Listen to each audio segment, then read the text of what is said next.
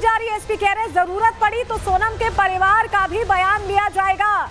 ये बहुत बड़ी खबर इस वक्त की आपको बता रहे हैं। वो कह रहे हैं कि लव ट्रायंगल ही नहीं हो सकती हत्या की वजह, कुछ और वजह भी हो सकती है और उन वजहों को भी खंगाला जाएगा। एसपी कह रहे हैं कि अगर जरूरत पड़ती है तो इसके लिए जो परिवार है सोनम का, उनसे भी पूछताछ की जा सकती है। ये इस वक्त की बड़ी जानकारी रिपब्लिक भारत पर, ये इस वक्त का सबसे बड़ा अपडेट है जो इस खबर पर मिल रहा है। हमारे सहयोगी जतिन हमारे साथ सीधे जुड़ रहे हैं। जतिन, ये बहुत बड़ी बात है कि अब परिवार से भी पूछताछ की जा सकती है, क्योंकि अगर देखें राजा रघुवंशी का परिवार तो कह रहा है कि मां से भी पूछताछ होनी चाहिए, पिता से भी होनी चाहिए, उन्हें पता था कि इस तरह का रिश्ता है।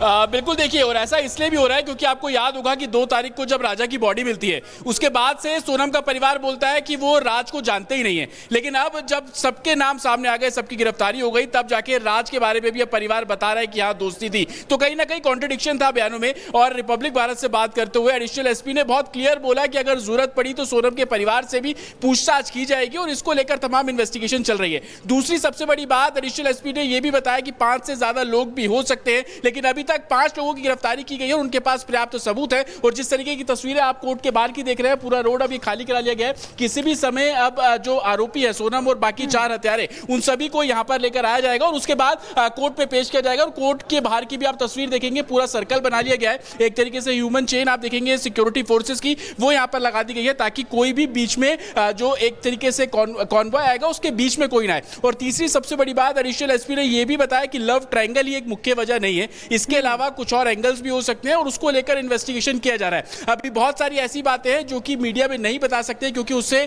जो इन्वेस्टिगेशन है वो हैम्पर भी हो सकती है और यही कारण था। और जतिन, ये तरीका ही देखा कि आप कोर्ट के बाहर मौजूद है, आपके पास हम वापस लौटेंगे जब तस्वीरें आएगी, अभियुक्तों को ले जाया जाएगा। हमारे साथ सागर भी जुड़े हुए हैं। सागर, जतिन जो बात कह रहे हैं कि बहुत सारी ऐसी चीजें हैं कि पहले कहा गया कि जानते ही नहीं राज कुशवाहा कौन है, फिर पता चला कि राज कुशवाहा तो एम्प्लॉय है, फिर कोई कह रहा है कि रिश्तेदार भी है, मौसी का लड़का, इस तरह की बातें चल रही हैं। और विपिन रघुवंशी लगातार कह रहे हैं कि मां से पूछताछ होनी चाहिए, परिवार से पूछताछ होनी चाहिए। तो अब क्या लग रहा है वो वक्त आ गया है? देखिए सलोनी, बिल्कुल अगर हम बात करें तो पूरे मामले में कई अभी नाटकीय मोड़ लगातार अभी दिखाई दे रहे हैं। अगर हम बात करें जब देखिए गोविंद यहाँ पर पहुंचे तो कई ऐसे बयान यहाँ पर सामने आए। कई मीडिया रिपोर्ट्स में यह भी कहा जा रहा है कि गोविंद ये कह रहा है कि जो राज है उसको सोनम राखी तक बाधा करती थी और सोनम जो है उसको सोनम को दीदी दीदी कहा करता था।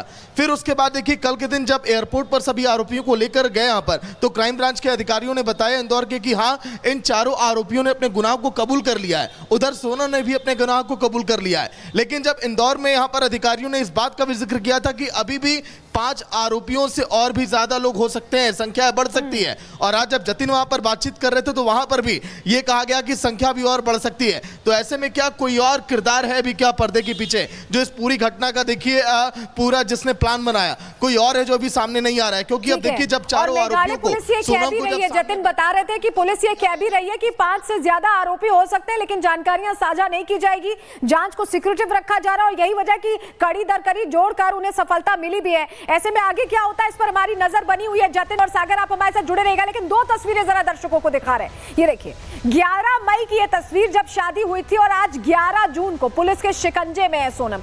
ये तस्वीर शायद खुशनुमा हो सकती थी। 1 महीना शादी का बहुत इंपॉर्टेंट होता है, लोग नई नई शादी करके जाते हैं, हर माहौल में खुशी होती है, घर में खुशी होती है, लेकिन सोनम ने इस खुशी को मातम में बदल दिया सिर्फ राज के लिए।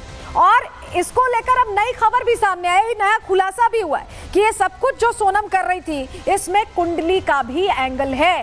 क्या है वो कुंडली का एंगल? चलिए जरा सा आपको जल्दी बताते हैं कुंडली कनेक्शन, क्योंकि सामने आ गया। 11 मई को राजा और सोनम की शादी हुई थी, हमने आपको तस्वीरों में भी दिखाया, और दोनों की कुंडली मिलाने के बाद ही ये शादी की गई थी। बताया जा रहा है कि राजा और सोनम दोनों ही मांगलिक थे और ज्योतिष ने कुंडली में मंगल दोष की बात कही थी।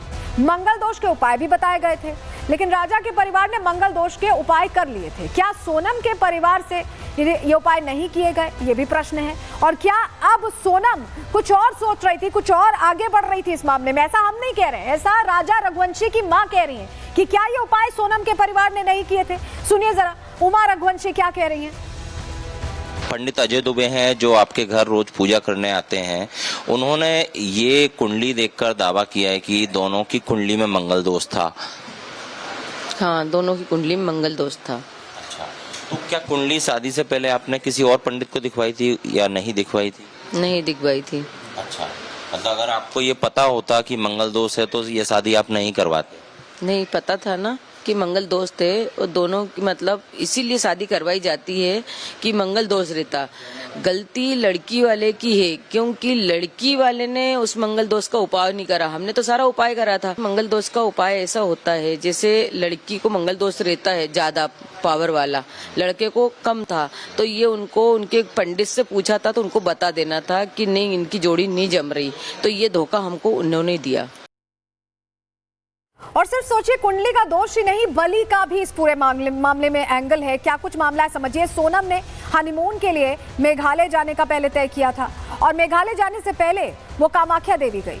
कामाख्या दर्शन को उसने एक तरह से कहा जा रहा है कि हथियार बना लिया गया उसकी तरफ से, और कामाख्या दर्शन को हथियार बनाकर उसने क्या किया जानिए। सोनम के परिवार ने मंगल दोष के उपाय नहीं किए थे, ये उमा रघुवंशी का कहना है। उनका कहना है कि मंगल का उपाय ना करने पर दंपत्ति में से एक की मौत हो सकती है। ऐसा हम सब जानते हैं कि जो हिंदू प्रथाएं हैं उसमें कुंडली मिलान करके ही शादी होती है। सोनम और राजा से नहीं बल्कि राज से शादी करना चाहती थी, इसलिए शायद सोनम ने ऐसा होने नहीं दिया। क्या मंगल दोष के चलते ही राजा की बलि दी गई, ये भी बहुत बड़ा प्रश्न है।